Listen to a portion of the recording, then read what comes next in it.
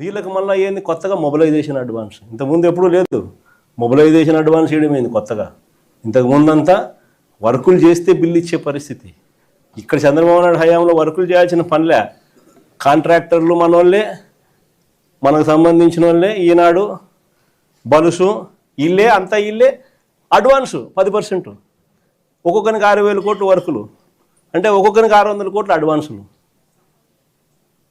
వర్కులు చేయడం కదా దేవుడు వరకు ఫస్ట్ మొబిలైజేషన్ అడ్వాన్సులు 600 కోట్లు ఒక్కొక్కరికి. ఈ స్థాయిలో దోచేస్తూ ఉన్నారు. ఎక్కడా కూడా రాష్ట్రానికి సంబంధించిన ఆదాయాలు ఇక రాష్ట్రానికి ఎలా వస్తాయి?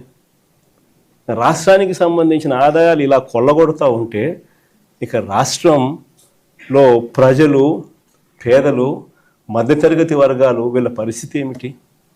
ఈరోజు ఆశ్చర్యకరమైన విషయం ఏంటంటే ఏ రైతుకు కూడా ఈరోజు గిట్టుబాటు ధర రావడం. ఉల్లి పంట చూసుకో, శనగ పంట చూసుకో, ఏ పంట అయినా చూసుకో, దళారీల వ్యవస్థ.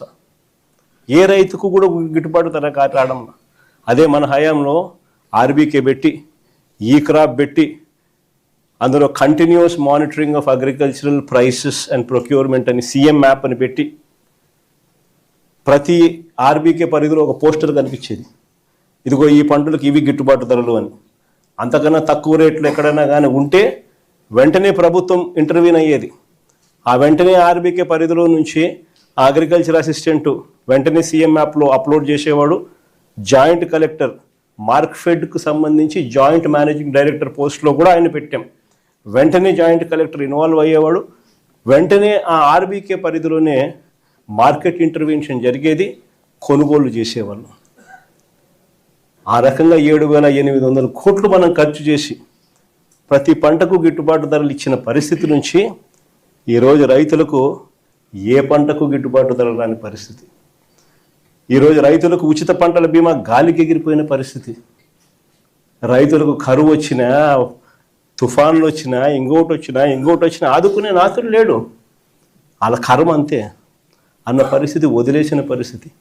మన హయాంలో ఇన్పుట్ సబ్సిడీలు సీజన్ ముగిసేలోగానే ఇన్పుట్ సబ్సిడీలు ఇచ్చి మరుసటి సీజన్కి రైతును సన్నద్ధం చేసేవాళ్ళం.